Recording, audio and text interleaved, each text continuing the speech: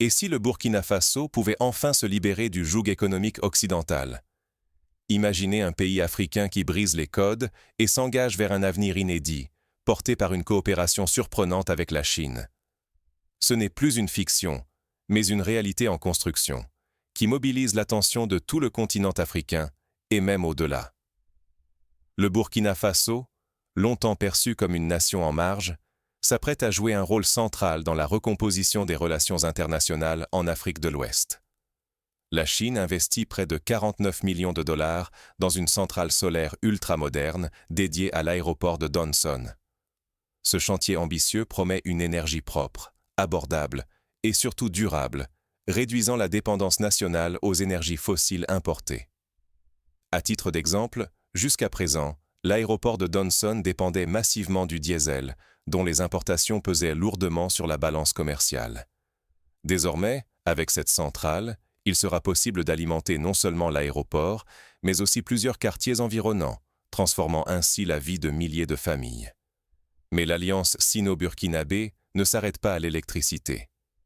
Pékin a livré au Burkina Faso un arsenal militaire de pointe, mortiers, lance-roquettes modernes et plus de 50 véhicules blindés. La défense nationale se dote ainsi de nouveaux moyens pour faire face à la menace grandissante des groupes armés dans la région. Prenons l'exemple du nord du pays, où les attaques terroristes se sont multipliées ces dernières années. Les nouvelles capacités de l'armée burkinabé, renforcées par cet équipement moderne, permettent désormais de sécuriser les axes routiers stratégiques, vitaux pour l'économie locale. Sur le plan commercial, c'est un séisme. Toutes les exportations burkinabé entrent désormais en Chine sans droit de douane. Cette ouverture rarissime pourrait rapporter des milliards de dollars et redéfinir le destin industriel du pays. Imaginez un producteur de coton du Burkina Faso. Jusqu'à présent, il devait passer par des intermédiaires européens, payer des taxes, affronter des quotas. Aujourd'hui, il peut exporter directement ses balles de coton vers Shanghai ou Pékin, augmentant ainsi ses marges et créant de nouveaux emplois dans la filière textile nationale. Ces accords inédits bouleversent l'équilibre des puissances. Pour la première fois, le Burkina Faso semble tenir les rênes de son avenir, prêt à s'affranchir d'anciennes dépendances et à écrire sa propre trajectoire. Si l'on se penche sur l'histoire du pays, on constate que, depuis l'indépendance dans les années 60, de nombreux gouvernements s'étaient heurtés aux limites de la coopération occidentale, souvent conditionnés à des critères politiques difficiles à satisfaire. L'exemple du plan d'ajustement structurel imposé dans les années 90 illustre cette réalité. Il avait abouti à des coupes dans les budgets sociaux, provoquant des troubles et une paupérisation de la population. Mais derrière l'opportunité, une question brûle. Ce partenariat est-il vraiment un tremplin vers l'indépendance ou le début d'une nouvelle forme de dépendance, plus sophistiquée? Cette interrogation n'est pas nouvelle. Dans les années 50, de nombreux pays africains s'étaient tournés vers l'Union soviétique, espérant s'affranchir de la tutelle coloniale. Or, certains avaient découvert que l'aide venue de Moscou n'était pas toujours désintéressée. Aujourd'hui, la prudence est donc de mise. Pour comprendre la portée réelle de cette alliance, il faut plonger dans les coulisses des négociations et mesurer les enjeux cachés. Comment le Burkina Faso s'est-il retrouvé au cœur de cette stratégie chinoise? Rappelons que, depuis le début des années 2000, la Chine a multiplié les forums de coopération avec l'Afrique, proposant des contrats gagnant-gagnant, où l'accès aux ressources naturelles s'échange contre des investissements dans les infrastructures. Le Burkina Faso, longtemps absent de ce cercle, a rejoint le mouvement en 2018, renouant ses relations diplomatiques avec Pékin. Cette décision, loin d'être anodine, a ouvert la voie à des accords sans précédent. Qui tient aujourd'hui les rênes en Afrique de l'Ouest? Contre toute attente, la Chine avance méthodiquement ses pions, là où jadis, la France régnait sans partage. Sur les berges du Burkina Faso, un souffle inédit traverse le pays. La volonté de tourner la page d'une coopération occidentale perçue comme intrusive et paternaliste. Sous couvert d'aide et de démocratie, anciennes puissances et bailleurs liaient chaque franc à des exigences politiques, entretenant une dépendance étouffante. Ce système, illustré par les accords dits de coopération signés après les indépendances, a souvent freiné l'émergence d'une économie nationale autonome. Par exemple, chaque projet routier financé par l'ancienne puissance coloniale imposait l'embauche d'entreprises françaises, limitant l'apprentissage local et l'essor de PME burkinabais. Ce cycle paraît toucher à sa fin. Désormais, le Burkina Faso réclame des partenaires respectueux de sa souveraineté. Pékin l'a compris et agit sans tapage. Fini les leçons, place à un pragmatisme assumé. Investissement massif, chantier d'infrastructures, livraison militaire, transfert de technologie, le tout sans imposer de conditions politiques. Ici, l'idéologie cède la place à l'efficacité et aux résultats tangibles. Ce schéma contraste fortement avec l'expérience vécue par la Zambie, où les infrastructures construites par la Chine ont permis de désenclaver des régions entières, tout en suscitant des débats sur la nature des emplois créés et la durabilité de la dette contractée. La Chine devient ainsi un acteur central, offrant au Burkina Faso une alternative crédible à l'influence occidentale. Cette réorientation s'inscrit dans une dynamique régionale portée par l'Alliance des États du Sahel. Ensemble, ces pays bâtissent une coopération tournée vers le sud, fondée sur le partage de savoir-faire, l'accès inédit au gigantesque marché chinois sans droit de douane et l'espoir de milliards d'opportunités pour l'économie locale. On peut comparer cette situation à celle de l'Association des Nations de l'Asie du Sud-Est, ASEAN, qui, dans les années 90, a su négocier collectivement avec les grandes puissances pour défendre ses intérêts. Mais rompre avec l'Occident n'est pas sans péril. Perdre certains soutiens traditionnels pourrait fragiliser le pays. Pourtant, l'enjeu est immense. Sortir enfin du cycle de dépendance, renforcer sa souveraineté et devenir acteur, non simple spectateur, du développement national. Pour y parvenir, le Burkina Faso s'inspire de modèles comme le Rwanda, qui a su diversifier ses partenaires tout en gardant la main sur ses orientations stratégiques. La clé réside dans la capacité à négocier des accords équilibrés, à former une élite administrative compétente et à écouter les aspirations de la société civile. Reste à savoir si ce virage géopolitique tiendra ses promesses, ou s'il n'ouvre qu'un nouveau chapitre de dépendance. Les premiers signaux, eux, redessinent déjà les rapports de force dans la région. On observe par exemple une montée en puissance des sociétés chinoises dans les secteurs miniers et agricoles, tandis que certains investisseurs européens se retirent prudemment du marché burkinabé. 49 millions de dollars. Derrière ce montant, c'est l'avenir énergétique et sécuritaire du Burkina Faso qui se joue, sur fond de bouleversements géopolitiques. Pour donner la mesure de ce chiffre, rappelons qu'il représente près de la moitié du budget annuel consacré à l'énergie au Burkina Faso dans la dernière décennie. Cette somme permet de financer non seulement les équipements, mais aussi la formation et l'accompagnement sur le long terme. Premier acte, l'énergie solaire. À l'aéroport international de Donson, la Chine finance le projet renouvelable le plus ambitieux jamais vu dans le pays. 25 à 30 mégawatts issus des dernières technologies photovoltaïques chinoises, promettant une électricité plus propre et moins chère, non seulement pour l'aéroport, mais pour l'ensemble de la population. Pour mieux saisir l'importance de ce projet, souvenons-nous qu'auparavant, des coupures d'électricité fréquentes perturbèrent les vols et mettaient en péril la sécurité des voyageurs. Désormais, la fiabilité de l'approvisionnement énergétique permettra d'attirer de nouvelles compagnies aériennes et de booster le tourisme d'affaires. Mais il ne s'agit pas simplement d'installer des panneaux. La Chine mise sur le transfert de savoir.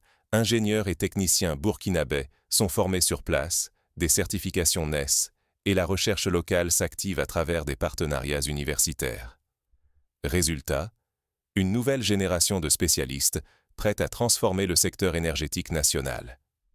Par exemple, l'université de Ouagadougou a lancé un programme de master en ingénierie solaire, en partenariat avec des experts chinois, permettant aux étudiants d'acquérir des compétences directement applicables sur le chantier de l'aéroport. L'Alliance va plus loin. Avec l'appui d'entreprises chinoises, des ateliers s'ouvrent, chaînes locales d'assemblage, maintenance et lancement de start-up solaires burkinabais. L'objectif ? L'autonomie, la création d'emplois durables et l'émergence d'un tissu industriel qui échappe à la simple importation. Cela rappelle le modèle éthiopien où la collaboration avec la Chine a permis l'émergence d'un secteur manufacturier compétitif, exportant vers l'Europe et l'Asie. Pourtant, le volet sécuritaire n'est pas en reste. Une vague d'équipements militaires dernier cri déferle. Véhicules blindés, mortiers automoteurs, lance-roquettes et systèmes de communication ultra sécurisés. Pour l'armée burkinabé, c'est une rupture. Elle accède à une technologie jusqu'alors réservée aux puissances occidentales. Par exemple, les nouveaux véhicules blindés permettent de patrouiller dans des zones jadis inaccessibles à cause des risques d'embuscade. Les systèmes de communication intégrés facilitent la coordination avec les forces alliées du Mali et du Niger, renforçant ainsi la sécurité régionale. Les accords militaires incluent des formations en Chine. Officiers et techniciens burkinabés apprennent la maintenance des blindés, le pilotage, la gestion numérique des opérations. Cette coopération vise à doter le pays d'une armée plus indépendante, capable de gérer son matériel et de sécuriser ses frontières sans dépendre des fournisseurs traditionnels. On peut rapprocher cette démarche de celle observée au Maroc, où la coopération avec des partenaires étrangers a permis l'émergence d'un secteur de défense local, générateur d'emplois et de savoir-faire. Peu à peu, le paysage national change. La dépendance aux hydrocarbures importés s'efface, tandis que le partenariat militaire fait reculer l'influence unique de l'Occident. Naît alors la perspective d'une industrie de défense burkinabé, encore balbutiante mais prometteuse. Des ateliers de réparation de véhicules militaires voient le jour, des formations en cybersécurité sont dispensées dans les casernes et des contrats de sous-traitance sont signés avec des PME locales. Mais cette marche vers l'autonomie s'accompagne d'incertitudes. Ces avancées sont-elles un tremplin vers une indépendance réelle ou le début de nouvelles dépendances stratégiques? L'équilibre avec les voisins, la capacité à maîtriser les technologies importées, tout cela reste à prouver.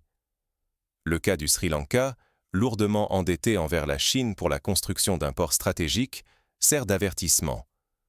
Le manque de contrôle sur les projets peut conduire à la perte d'actifs nationaux. Au-delà des chiffres, ce sont les équilibres régionaux, la souveraineté et la place du Burkina Faso dans le jeu international qui sont redéfinis. Une transformation aux enjeux immenses qui ne fait que commencer. Reste à savoir comment ces investissements se traduiront concrètement dans la vie quotidienne et si le Burkina Faso saura tirer parti de cette nouvelle puissance pour s'émanciper durablement. Voici quelques scénarios possibles. Premier scénario, la réussite. Le transfert de technologie fonctionne, des milliers d'emplois sont créés, l'économie décolle et le pays s'impose comme un modèle pour la sous-région. Des start-up locales émergent dans le solaire, la transformation du coton ou le transport logistique, soutenus par des incubateurs financés en partie par les fonds chinois. Deuxième scénario, la dépendance. Les infrastructures construites restent sous contrôle étranger, la dette s'accumule et les bénéfices profitent à une minorité. Les exportations vers la Chine stagnent, faute d'une stratégie industrielle claire, et les PME locales n'arrivent pas à s'intégrer dans les chaînes de valeur mondiales. Troisième scénario, la résilience. Le pays apprend de ses erreurs, diversifie ses partenaires, investit dans l'éducation et la bonne gouvernance, et parvient à tirer parti du partenariat chinois tout en gardant la main sur ses ressources stratégiques. C'est ce que le Botswana a su faire avec ses partenaires miniers, en négociant des clauses favorables et en investissant les revenus dans l'éducation et la santé. Et si, contre toute attente, le Burkina Faso devenait l'un des pivots de la nouvelle route de la soie en Afrique? L'ouverture totale du marché chinois, désormais exempt de droits de douane, change radicalement la donne. Toutes les exportations burkinabées accèdent librement à un marché de plus d'1,4 milliard de consommateurs. Jamais une telle fenêtre ne s'est ouverte dans l'histoire du pays. Ce levier offre bien plus qu'une hausse du volume des échanges. Le Burkina Faso a la chance unique de diversifier ses exportations. Coton, or, mangue, mais également produits manufacturés ou services numériques, tout peut désormais viser les rayons de Shanghai ou de Pékin. Le pays rêve grand, prêt à se tailler une place sur la scène asiatique. Dans les années 2000, le Vietnam a su profiter de l'ouverture du marché chinois pour devenir un géant de l'exportation de produits électroniques et agroalimentaires. Le Burkina Faso peut-il reproduire ce modèle dans le secteur du coton bio ou du karité transformé? Pour transformer cette vision en réalité, il faut une logistique à la hauteur. D'où l'idée d'une compagnie maritime commune, discuter avec la Chine, fluidifier les flux, raccourcir les délais et faire du Burkina une porte d'entrée régionale. Déjà, des ports, des routes, des entrepôts modernes commencent à dessiner une nouvelle carte logistique, transformant l'Hinterland burkinabé en plaque tournante de l'Afrique de l'Ouest. Dans le passé, le manque d'infrastructures a souvent freiné le commerce régional. Aujourd'hui, la construction d'un corridor ferroviaire reliant Ouagadougou au port de Lomé pourrait changer la donne, ouvrant l'accès à la mer pour les exportateurs burkinabés. Mais le Burkina Faso ne joue pas seul. En s'alliant avec le Mali et le Niger au sein de l'Alliance des États du Sahel, il pose les bases d'un bloc économique prêt à peser dans les négociations mondiales. Ensemble, ces nations coordonnent ressources, infrastructures et politiques pour résister aux chocs extérieurs et défendre leurs intérêts communs face aux géants de la planète. On pense au Mercosur en Amérique du Sud, qui a su imposer des conditions favorables à l'exportation de viande et de soja vers la Chine et l'Europe. Pourtant, chaque avancée porte ses propres risques. Accès massif au crédit chinois et à la technologie oblige à la vigilance. L'endettement, l'opacité de certains accords, la corruption ou la gestion environnementale menacent de transformer un rêve en impasse. Sans gouvernance exemplaire, la nouvelle dépendance pourrait remplacer l'ancienne et priver la population des fruits promis. Le cas du Mozambique, dont la dette contractée auprès de la Chine a grimpé de façon incontrôlée, doit servir de leçon. La transparence et la planification à long terme sont indispensables. Au Burkina Faso désormais de choisir, saisir l'opportunité historique de s'imposer comme leader régional ou s'exposer au piège d'une mondialisation féroce, faite de dettes et de nouveaux rapports de force. Comment éviter ces écueils? Mais cette nouvelle ère ne se limite pas au commerce. La révolution énergétique et les enjeux de souveraineté militaire s'invitent aussi sur l'échiquier. La prochaine étape sera décisive pour l'avenir du pays. Pour réussir ce virage, il faudra mobiliser toutes les forces vives de la nation, du secteur privé à la société civile, en passant par la diaspora burkinabé, riche de compétences et de ressources. Le cœur du défi, désormais, est de convertir cette manne en un progrès durable et équitable pour chaque citoyen du Burkina Faso. Si la coopération avec la Chine ouvre de formidables perspectives, rien ne garantit que ces promesses deviendront réalité sans une mobilisation collective, intelligente et vigilante. C'est là que l'expérience d'autres pays asiatiques peut inspirer. La Corée du Sud, par exemple, a su transformer les transferts de technologie en une industrie locale forte, en s'appuyant sur une politique éducative ambitieuse et un contrôle strict de la corruption. Pour commencer, il est indispensable de s'approprier pleinement les programmes de formation et de transfert de technologie. Techniciens, ingénieurs, jeunes diplômés, tous doivent saisir l'occasion d'acquérir des compétences de pointe dans les énergies renouvelables, l'industrie, la logistique ou la maintenance. Il ne s'agit pas simplement de reproduire des projets venus de l'étranger, mais de bâtir une expertise locale qui créera des emplois durables et favorisera l'innovation. À cet effet, des concours d'innovation peuvent être lancés, récompensant les meilleures solutions développées par de jeunes burkinabés pour adapter les technologies solaires aux réalités rurales. Il faut aussi repenser la façon dont le Burkina Faso intègre les chaînes de valeur. Aller au-delà de l'importation, c'est assembler, transformer, puis exporter des produits ayant une vraie valeur ajoutée. Cette stratégie stimulera l'apparition d'ateliers, d'usines et de petites entreprises capables de répondre à la demande locale, régionale et même internationale. Ainsi, le pays renforce sa souveraineté économique tout en diversifiant ses sources de croissance. Les coopératives agricoles peuvent, par exemple, s'associer à des PME pour transformer la mangue locale en jus, confiture ou fruits séchés à destination de l'Asie. L'ouverture sans précédent du marché chinois, sans droit de douane, représente une opportunité historique. Mais pour qu'elle bénéficie au plus grand nombre, il faudra identifier les filières les plus prometteuses, soutenir la production locale et multiplier les débouchés. Diversifier les exportations et les partenaires commerciaux, c'est aussi protéger l'économie nationale contre les crises mondiales et les dépendances excessives. La création d'un observatoire des exportations permettrait de suivre en temps réel la performance des différents secteurs et d'ajuster la stratégie en fonction des résultats. La transparence et la rigueur doivent guider la gestion de chaque projet. Les autorités sont tenues de mettre en place des mécanismes fiables de suivi, d'audit et de redevabilité. Il s'agit d'éviter les écueils classiques, surendettement, corruption, captation des richesses par une minorité. Chaque franc investi doit servir le bien commun et renforcer le tissu social, et non enrichir quelques privilégiés. Des comités de citoyens pourraient être associés au suivi des grands projets, assurant ainsi une veille démocratique et une appropriation populaire. Enfin, il est crucial de soutenir l'esprit d'entreprise et l'innovation, en particulier dans les secteurs clés: énergie, agriculture, industrie, services. Les jeunes, les femmes, les entrepreneurs doivent être encouragés à créer des start-up, à développer des solutions adaptées au contexte local, à conquérir de nouveaux marchés. C'est de là que viendra l'appropriation populaire de ce grand virage et la possibilité d'un vrai changement inclusif. Des concours nationaux de business plan pourraient avoir le jour, avec des prix et des accompagnements pour les projets les plus prometteurs. Le verdict est sans appel. Soit le Burkina Faso réussit sa transformation en impliquant largement sa population, soit les fruits de ce partenariat risquent, une fois de plus, de ne profiter qu'à une élite.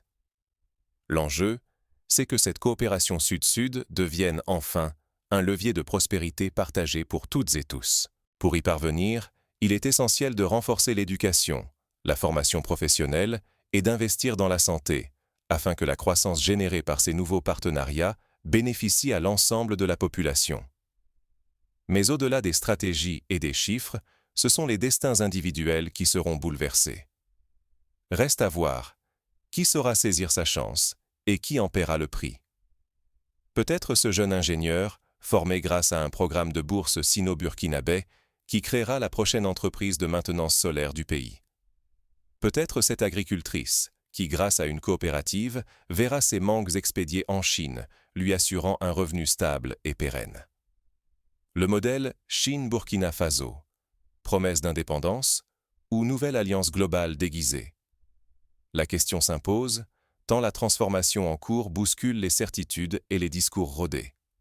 Dans les années 70, de nombreux pays africains avaient cru à l'avènement d'un nouvel ordre économique mondial. Aujourd'hui, le Burkina Faso peut-il éviter les erreurs du passé et inventer une voie originale, adaptée à ces réalités? Aujourd'hui, le Burkina Faso profite d'un partenariat sans précédent. Grâce à des centrales solaires modernes, financées à hauteur de 49 millions de dollars, le pays prend le chemin de l'autonomie énergétique. En même temps, des livraisons massives de matériel militaire, blindés, lance-roquettes, équipements tactiques, renforcent la sécurité nationale et esquissent un espoir de stabilité régionale. En parallèle, des programmes d'échange universitaires voient le jour, permettant à des centaines d'étudiants burkinabés d'étudier en Chine et d'y acquérir un savoir-faire précieux. Mais derrière ces chiffres, c'est un nouvel équilibre des forces qui apparaît. L'accès sans droit de douane au marché chinois bouleverse les habitudes.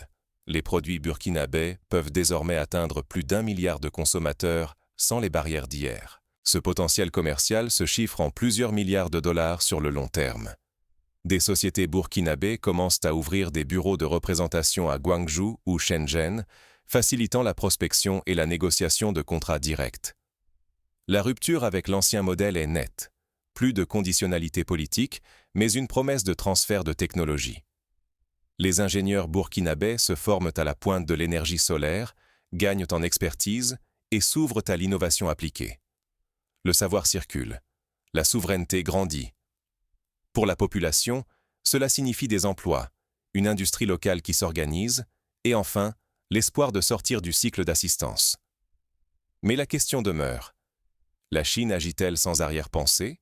Ou ce modèle sud-sud installe-t-il de nouvelles dépendances, plus discrètes et diffuses? Les observateurs internationaux, comme la Banque africaine de développement, recommandent la mise en place de garde-fous pour éviter les dérives observées ailleurs. Au fond, choisir d'embrasser ou d'interroger cette alliance, c'est décider si le pays veut peser dans la transformation historique en cours, ou rester spectateur des bouleversements mondiaux. Ce choix appartient à chacun, citoyen, entrepreneur, décideur, jeune génération. Il s'agit d'un moment charnière, où le destin du Burkina Faso se joue non seulement dans les chancelleries, mais aussi sur les bancs des écoles, dans les ateliers, dans les champs et dans les quartiers populaires. Alors, que fera le Burkina Faso de cette nouvelle force? Et vous, jusqu'où oserez-vous imaginer l'avenir du pays et du continent? Le futur n'est pas écrit d'avance. Il dépendra de la capacité collective à saisir les opportunités, à surmonter les défis et à forger, enfin, un modèle de développement endogène, juste et durable. La page se tourne, et c'est à vous, à nous tous, d'en écrire les